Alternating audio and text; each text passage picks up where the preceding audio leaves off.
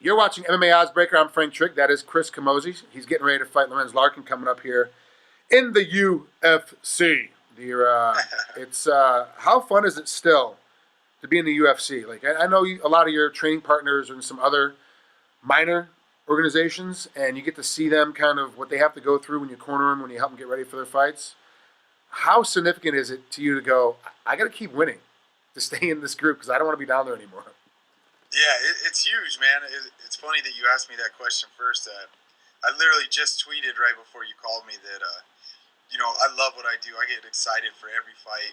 It's like Christmas for me. It's like being a little kid. I don't get nerves too much. I just get excited for it, and I can't wait.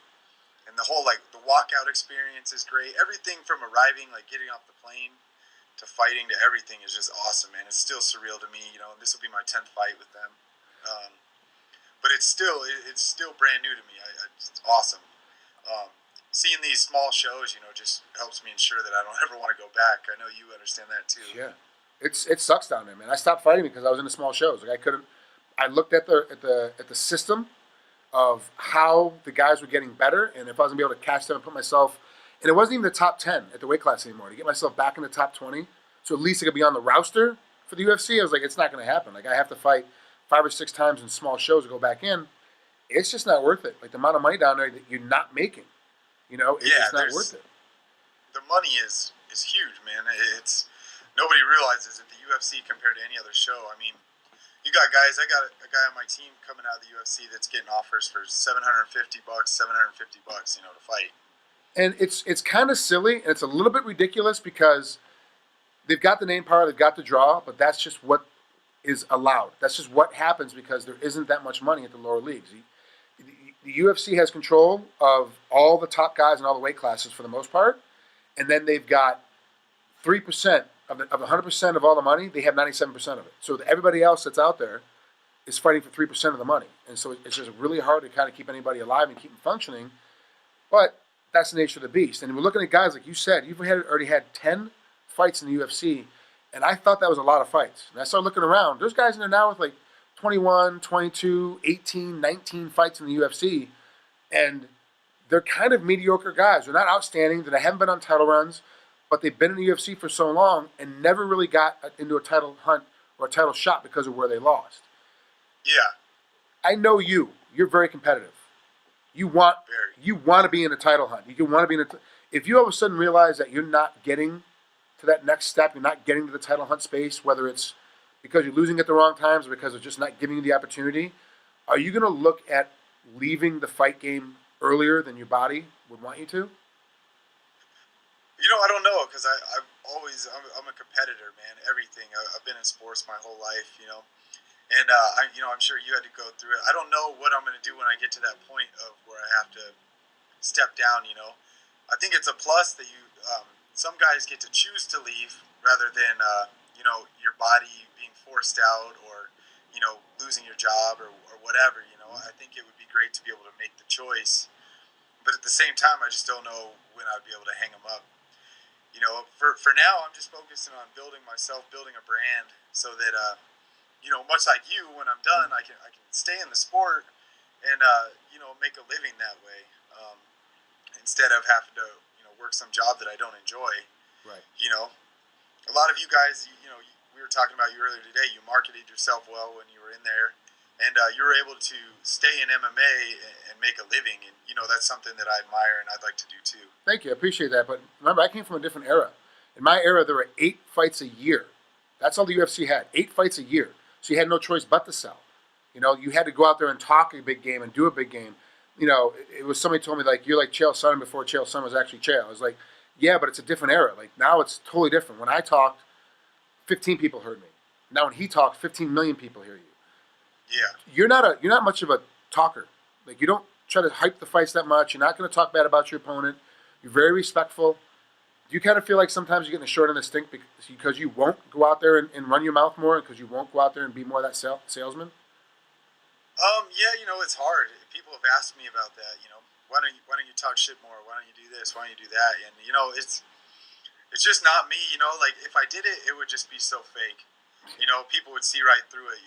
I'm definitely not one of those guys that could go I think Chael could be a movie star. He could be an actor. With the performances he puts on. For me, it would just seem so like scripted and fake. Yeah. So I'm just trying to kind of make my way being myself. Which might be the longer route, but I'm still trying to find my niche in the sport, because I think every athlete that wants to be in the top or build a brand needs to have that niche. But I don't know if I found mine yet. Yeah, you're getting there. You can't. You're not hyperactive like Joe Warren, so you can't act like him.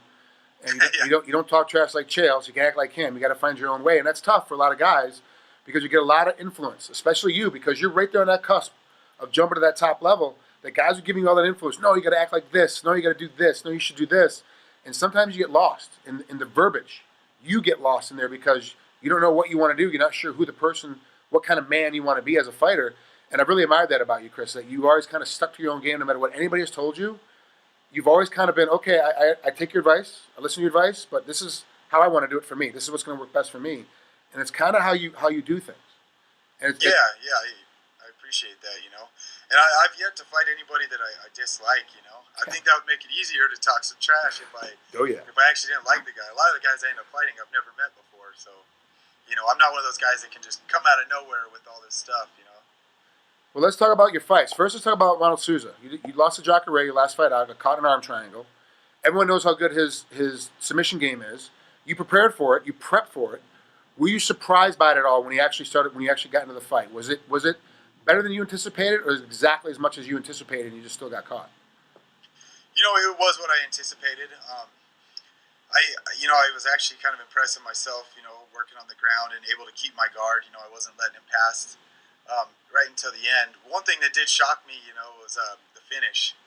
I've never been choked like that before. And I've rolled with black belts all over the place and stuff, but that submission, that choke came on so quick. I've never had that happen before. I passed out, real quick. And the funny thing is, a lot of people were asking, I was reading online, people were thinking I faked it. And it's just, it's hard to explain, man, until you've been in there with a guy like that. Like, he was setting it up before he ever did it. And as soon as he applied the pressure, it was instant. There people that say that you faked it don't really roll. They've never really rolled a high-level guy. They may roll. Look, I roll, you faked it. I roll. No, you haven't rolled a high-level guy. You roll a high-level guy, and he catches you. Like, I roll with Robert Drysdale sometimes here in Vegas, or Neil Melanson, or Robert Follis. When they catch you, you're caught. Like, there's no, I got a little space here, I can fight it for a second, whatever. You're either your elbow's popping out of the bottom through your bicep because you can't tap fast enough, or you're just unconscious, and you're waking up and he's rubbing your chest. You're like, I just blacked out. So I remember the thought of, like, okay, this is what I should be doing out. Right as I started to even think about the defense, it was over. The good thing is, though, is that when you go out like that, it automatically, you have heart.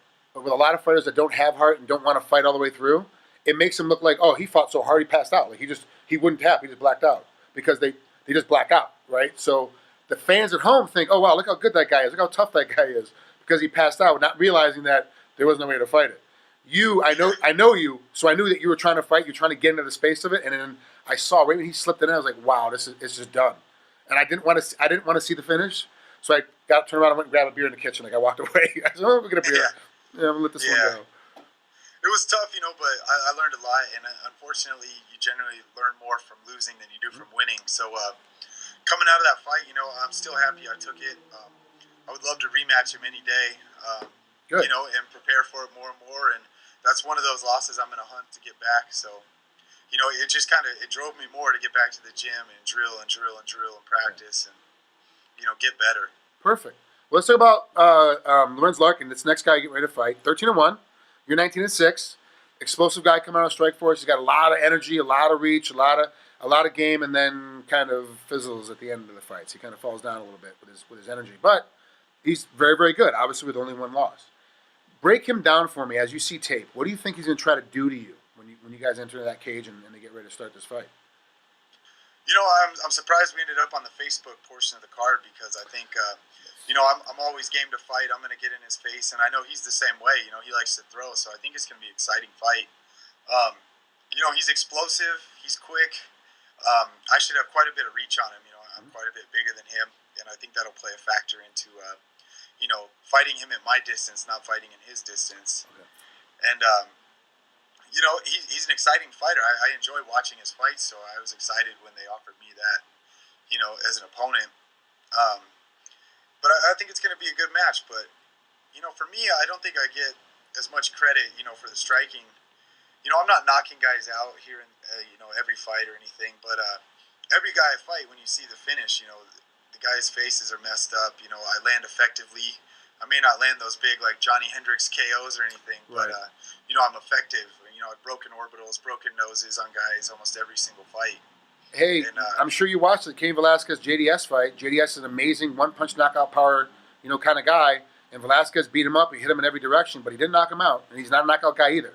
But you saw JDS's face afterwards, and it kind of reminds me of your opponents. That's kind of what their face looks like. An eye swollen, a nose is moved over here, his ears half torn off from you just constantly punching him and elbowing him in the head.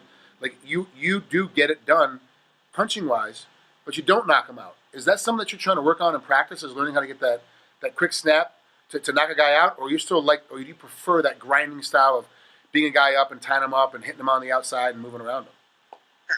No, I'd love to one-shot KO guys and just get out of there quick. But, explosiveness is one thing that we've been working on a lot. But, again, I think a lot of explosive power and movements is genetic, and that may not be in the cards for me, but I'm still going to win. I'm going to stay effective. We're working on higher volume of punches. I just need to outwork my opponents every fight. I need to throw more. The more I throw, the less he can throw. Right. And just staying effective and pinpointing those shots, landing them where I need to land them. I think a lot of times, I was hitting up in the cheek areas and stuff when I'm not hitting the jaw. So we've been working a lot of accuracy and volume. Oh, good. Okay. Well, last thing before we get out of here, Chris, I really appreciate you coming on here with MMA Oddsbreakers. I want to say congratulations on your wedding a little bit ago. Thank you. I stalked all the photos. I saw you. I had just left Hawaii when you got married. Otherwise, I was going to crash it. I was going to show up in a man thong bikini tuxedo just for your wedding, but it unfortunately didn't happen that way. Oh, it would have made the wedding, Yeah. I'm sure your bride would have been very upset. I would have became that friend that she's glad lives in another state and that you never see. Like, oh yeah, okay, good. Don't ever let him come into the house.